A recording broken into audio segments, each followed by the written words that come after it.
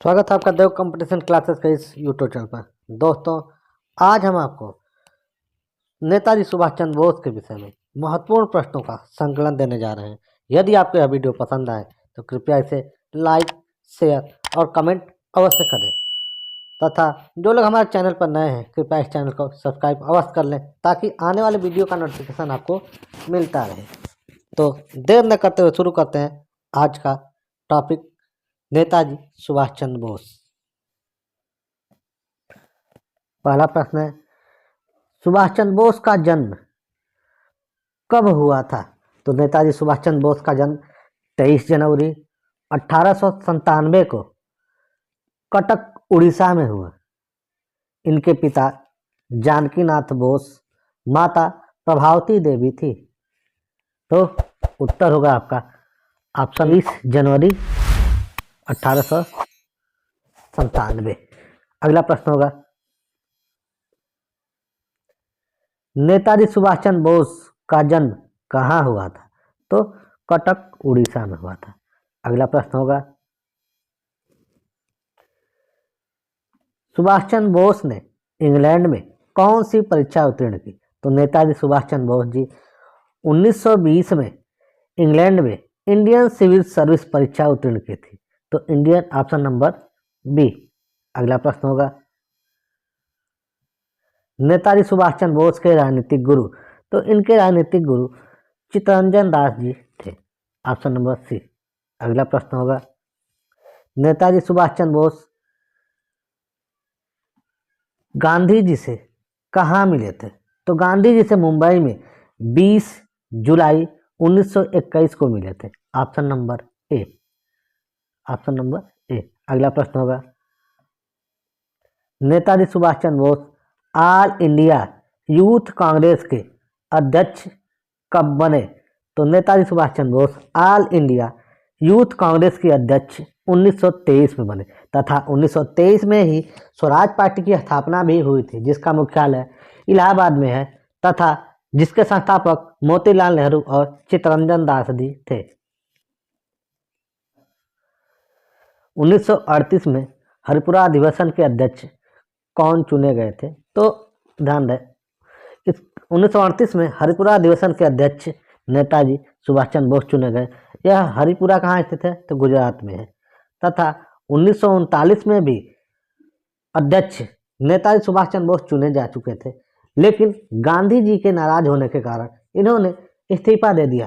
कारण क्या था कि गांधी जी ने नेताजी सुभाष चंद्र बोस के खिलाफ अपने अनुयायी पट्टाभी सीतारामैया को चुनाव में उतारा था, जिनकी हार होने के कारण गांधी जी नाराज होकर अधिवेशन से चले गए तथा सभी सदस्यों के कहने पर नेताजी सुभाष चंद्र बोस द्वारा कांग्रेस के सभी पदों से इस्तीफा देकर अपना नया एक संगठन जिसका नाम है फॉरवर्ड ब्लॉक की स्थापना 1 मई 1939 को किया और जिसका मुख्यालय दिल्ली में। तो अगला प्रश्न होगा, 1939 त्रिपुरी अधिवेशन के अध्यक्ष चुने गए थे। तो त्रिपुरी अधिवेशन के अध्यक्ष नेताजी सुभाष चंद्र बोस चुने गए, लेकिन जब सुभाष चंद्र बोस जी के इस्तीफा देने के बाद पूछेगा कि अध्यक्ष कौन बना था, तो आपका उत्तर होगा डॉक्टर राजेंद्र प्रसाद। डॉक्टर राजेंद्र प्रसाद जी अध्यक्ष बने थे, ध्यान रहे। और यही प्रश्न आपका 2021 में पीटी की परीक्षा में आया था। तो ध्यान रहे, त्रिपुरी संकट के बाद कांग्रेस का अध्यक्ष नेताजी सुभाष चंद्र बोस के बाद राजेंद्र प्रसाद बनाए गए थे, ध्यान रहे। अगला प्रश्न होगा, नेताजी सुभाष चंद्र बोस फॉरवर्ड ब्लॉक की स्थापना कब किए थे? तो 1939 में किए थे और 1 मई 1939। इसका मुख्यालय पूछ सकता है, प्रारंभिक मुख्यालय कहाँ था? तो मुख्यालय इसका दिल्ली में था। अगला प्रश्न होगा, नेताजी सुभाष चंद्र बोस ने 2 नवंबर 1941 को स्वतंत्र भारत केंद्र की स्थापना कहाँ किए? तो स्वतंत्र भारत केंद्र की स्थापना जापान में किए थे। Option number B. अगला प्रश्न होगा, नेताजी सुभाष चंद्र बोस आजाद हिंद फौज का बागडोर कब संभाले थे? तो 1943 में संभाले थे। 4 जुलाई 1943 को आज़ाद हिंद फौज के नेतृत्व नेताजी सुभाष चंद्र बोस के हाथों में आया। तथा अगर पूछेगा आज़ाद हिंद फौज की स्थापना कब हुआ था, तो आज़ाद हिंद फौज की स्थापना प्रारंभिक पूछेगा तो स्थापना 29 अक्टूबर 1915 को अफगानिस्तान में राजा महेंद्र सिंह द्वारा किया गया था। लेकिन बाद में यह संगठन नीरस पड़ गया था। बाद में यह 1942 में इसकी स्थापना हुई, जिसका हिंदी नाम है आज़ाद हिंद फौज हिंदी नाम है और अंग्रेजी नाम इसका होगा इंडियन नेशनल आर्मी। गठन 1942। संस्थापक रास बिहारी बोस को माना जाता है और इसके प्रथम सेनापति कैप्टन मोहन सिंह को माना जाता है तथा इसके रेजिमेंटों का नाम महात्मा गांधी, अब्दुल कलाम आज़ाद तथा जवाहरलाल नेहरू और नेताजी सुभाष चंद्र बोस के नाम पर रखा गया था। इसके 4 रेजिमेंट थे, 4 नहीं और भी थे, जैसे और एक रानी लक्ष्मीबाई के नाम पर भी था।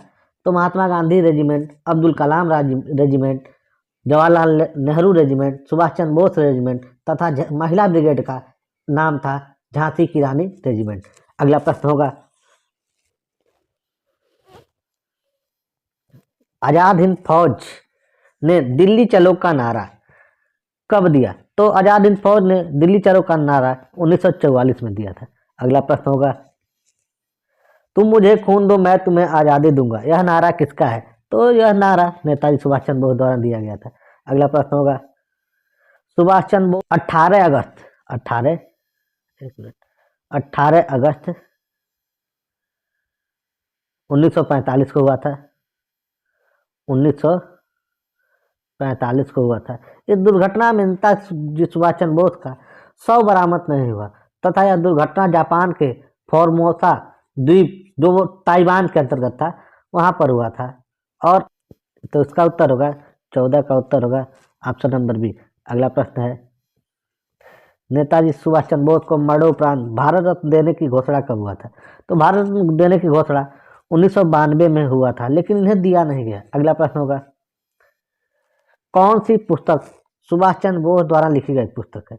तो इंडियन स्ट्रगल और एन इंडियन पिलिग्रिम नामक पुस्तक के लेखक यह लेखक नेताजी सुभाष चंद्र बोस हैं। तो ऑप्शन नंबर सी, दोनों पुस्तक नेताजी की लिखी पुस्तक है। अगला प्रश्न होगा, सुभाष चंद्र बोस को देश नायक किसने कहा था? तो रविन्द्रनाथ टैगोर जी द्वारा कहा गया था। यही प्रश्न लेखपाल परीक्षा अभी जो 2022 में हुआ था, लेखपाल परीक्षा 2022 यूपीएससी में पूछा गया था। अगला प्रश्न होगा,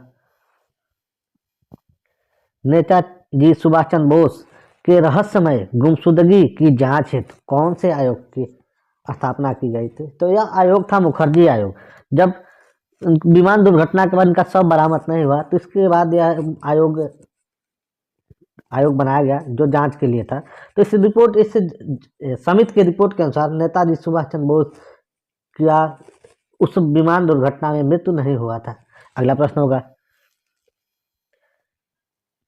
किन्होंने सुभाष चंद्र बोस को देशभक्तों का देशभक्त कहा? तो महात्मा गांधी जी द्वारा इन्हें देशभक्तों का देशभक्त कहा गया था तथा नेताजी सुभाष चंद्र बोस द्वारा ही महात्मा गांधी को सर्वप्रथम राष्ट्रपिता कहकर संबोधित किया गया था।